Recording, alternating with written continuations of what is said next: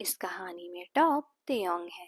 इस कहानी की शुरुआत होती है जब वैम्पायर के राजा तेयोंग अपने सेनापति से बोल रहे होते हैं कि मुझे जल्द से जल्द वो इंसान चाहिए जो मेरा वंश आगे बढ़ा सके।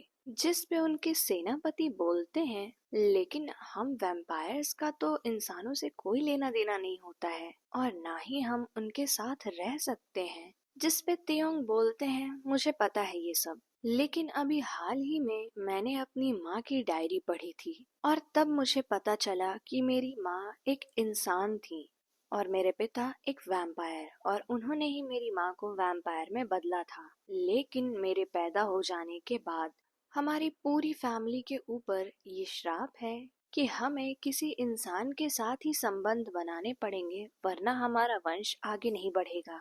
इसीलिए तो मेरे पिता और माँ के अलावा मेरा कोई रिश्तेदार बचा ही नहीं है, और इसीलिए अब मुझे भी एक इंसान की तलाश है जो मेरा वंश आगे बढ़ा सके। जिस पे उनके सेनापति बोलते हैं कि ठीक है, मैं आपके सामने लड़कियों को ढूंढ ढूंढ कर पेश करूंगा और उनमें से आपको जो भी लगे कि ये काबिल है, आप उससे शादी कर सकते हैं। और इसके बाद वो सेनापति वहां से चले जाते हैं और तेयोंग अपने मन में सोच रहे होते हैं कि अगर ये इतना आसान होता तो मैं अब तक किसी भी लड़की को चुन चुका होता। लेकिन मेरी माँ ने अपनी डायरी में ऐसा लिखा था कि जिस इंसान के साथ तुम्हें अपनी पूरी जिंदगी बितानी होगी, उसे देखते ही तुम्हें अपने अंदर उस शक्ति की महसूस होगी जिससे तुम एक इंसान को वैम्पायर बना सकते हो, और तुम्हें उसी इंसान से शादी करनी पड़ेगी। और फिर तेयंग सोच रहे होते हैं कि जल्दी से मिल जाओ जो भी हो तुम।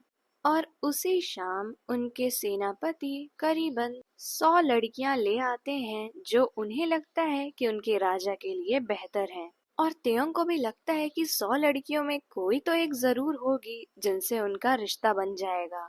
और तेयंग एक एक लड़की को आगे आने बोलते हैं, लेकिन उन्हें किसी भी लड़की को देखकर ये महसूस नहीं होता है कि उनके अंदर कोई अलग सी शक्ति आई हो। आधी लड़कियां उनसे डर रही होती, आगे ही नहीं आती। कुछ आगे आती लेकिन तेयंग को छूने से भी मना कर देती, और कुछ तो डर के मारे आगे ही नहीं बढ़ती। फिर तेयोंग ने अपने सेनापति को बोला कि इन लोगों को जहाँ से ले आए हो वहीं पर छोड़ाओ, इनमें से कोई भी नहीं है जिससे मैं शादी करना चाहता हूँ। और उनके सेनापति वैसा ही करते हैं। उसके बाद तेयोंग काफी ज्यादा थक गए होते हैं इन्हीं सारी चीजों में, तो वो अपने कमरे में जाते हैं और अपनी चेयर पर बैठकर आंखें बंद कर लेते हैं और सोच रहे होते हैं कि आखिर वो इंसान मुझे मिलेगा कैसे। वहीं दूसरी तरफ होते हैं एक बहुत ही ज्यादा खूबसूरत लड़के जंगकुक, जो कि तैयारी कर रहे होते हैं आइडल बनने की, और वो भी अपनी प्रैक्टिस से थक हार कर अपने घर आते हैं और अपने बेड पर डायरेक्ट जाकर सो जाते हैं। उसके कुछ देर बाद उनके दोस्त जिमिन उनके लिए अच्छा सा खाना बनाते हैं और उन्हें उठाकर बोलते हैं कि थोड़ा तो खा लो, वरना कल तुम्हें फिर से ऐसे ही काम करना है, उसके लिए एनर्जी कहाँ से ले आओगे।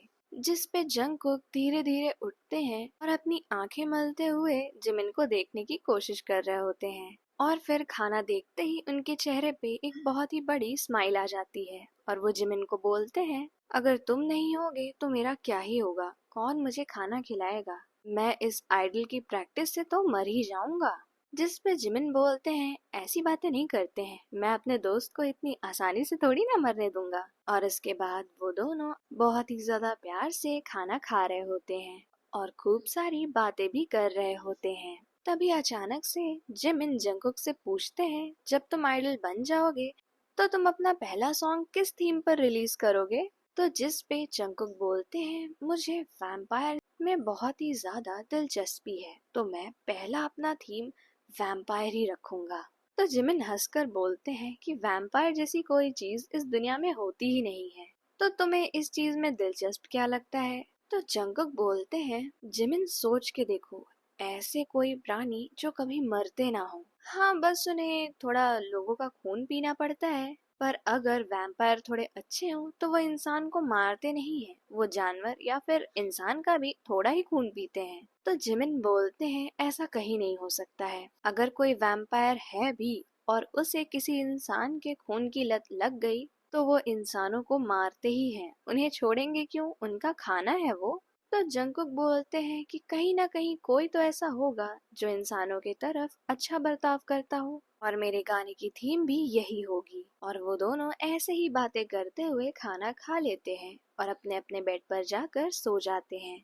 उधर तेयोंग चेयर पर बैठे बैठे हल्की सी नींद में चले जाते हैं और उन्हें अपने सपने में उनकी माँ दिखाई देती है, जो बोल रही होती हैं कि तुम्हें अपना तरीका बदलना होगा, उस इंसान को जल्दी ढूंढना होगा, वरना वो तुम्हें कभी नहीं मिलेगा। और इसी बात पर तेयोंग की आंखें खुल जाती हैं और फिर तेयोंग भागते हुए अपनी माँ की डायरी के पास जाते हैं और उसके पन्ने पलटने लगते हैं और कोई ऐसी चीज ढूंढ रहे होते हैं जिससे उन्हें पता चले कि उनके पिता ने उनकी माँ को ढूंढा कैसे था। और कुछ समय तक ढूंढने के बाद उन्हें वो पन्ना मिल जाता है जिसपे उनकी माँ ने लिखा था, मेरी पहली मुलाकात। और इसमें लिखा था कि मैंने तुम्हारे पिता को पहली बार अपने कॉलेज में देखा था, और उनको पहली बार देखने के बाद मैंने किसी और को कभी देखना ही नहीं चाहा, और वो मैं ही थी जो तुम्हारे पिता के पास गई थी पहली बार।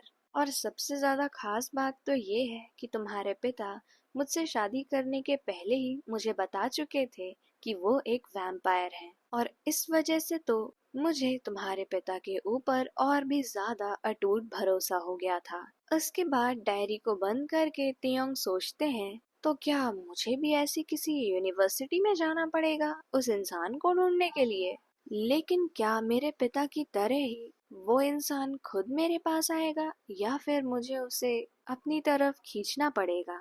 और दूसरी सुबह होते ही तेयोंग खुद को थोड़ा अच्छे से मेंटेन करते हैं, थोड़े से और अच्छे कपड़े पहनते हैं जो नॉर्मल लोग पहनते हों, और फिर सबसे ज्यादा अच्छी यूनिवर्सिटी में जाते हैं और लोगों के आसपास रहते हैं। पर इतने सारे लोगों के पास होने के बाद भी उन्हें किसी से भी ऐसी कोई महक या फिर शक्ति का एहसास नहीं हो रहा था जैसा उनकी माँ ने जिक्र किया था। लेकिन तेयोंग फिर भी बहुत ही ज्यादा कोशिश करते हैं, वो और लोगों के करीब जा रहे होते हैं। उससे उन्हें थोड़ी दिक्कत तो हो रही थी, क्योंकि अपने आसपास इतना ज्यादा इंसानों का खून सूंघ कर वो अपने आप को कंट्रोल थोड़ा कम कर पा रहे थे, लेकिन फिर भी उन्होंने किसी भी इंसान को कोई भी नुकसान नहीं पहुंचाया। और इसके बाद जब उन्हें लगता है कि यहाँ पे भी वो इंसान नहीं है, तो वो उस यूनिवर्सिटी से बाहर जा रहे होते हैं, और तभी एक बाइक पे कोई इंसान को जाते हुए देखकर उनके अंदर एक अजीब सी उथल पुथल होती है, और फिर वो उस इंसान की तरफ और भी ज्यादा ध्यान से देखते हैं। तो वो एक लड़का होता है, लेकिन उसने हेलमेट पहन रखा था, तो तेयोंग को उसका चेहरा नहीं दिखाई दिया। फिर तेयोंग ने उसका पीछा किया, और पीछा करते करते तेयोंग पहुंचे एक कॉफी शॉप में, और शायद वो लड़का वहां पर पार्ट टाइम जॉब करता था। उसका पीछा करते करते तेयोंग कॉफी शॉप के अंदर गए और एक टेबल पर बैठ गए। उस इंसान ने अभी भी अपने ऊपर हेलमेट लगा रखा था। और तभी तेयोंग के सामने एक वेट्रेस आ जाती है और वो पूछ रही होती है कि आप क्या लेंगे। तो तेयोंग बोलते हैं कि कॉफी, क्योंकि वो बस जल्दी से चाह रहे होते हैं कि ये वेट्रेस जाए और तेयोंग उस इंसान को देख पाए। लेकिन जब वो वेट्रेस वहां से हटती है तो वो इंसान गायब हो चुका होता है। तो तेयोंग उसे आसपास ढूंढ रहे होते हैं, पर वो कहीं नहीं दिख रहा होता है। तो तेयोंग को लगता है कि शायद वो यहाँ से चला गया हो, और वो मन में ये सोच रहे होते हैं कि कम से कम मुझे कोई इंसान दिखा तो जिससे मेरे अंदर कुछ उथल पुथल हुई, पर मैं उसे ढूंढूंगा कहाँ।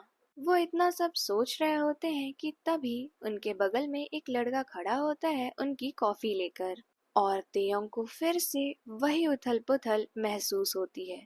वो तुरंत उस लड़के की तरफ घूम कर देखते हैं, तो वो और कोई नहीं होते बल्कि होते हैं हमारे जंगकुक। अभी वो आइडल बने नहीं थे, इसलिए अपना गुजारा करने के लिए काफी सारी जगहों पर पार्ट टाइम जॉब करते थे, और उनमें से ही एक जगह थी ये कॉफी शॉप। जंगकुक तेयोंग को कॉफी देकर वहां से जा ही रहे होते हैं, तब तक तेयोंग उन्हें रोक लेते हैं और पूछते हैं कि तुम्हारा नाम क्या है। तो वो बताते हैं, मेरा नाम है जंगकुक, सर आपको कुछ और चाहिए क्या?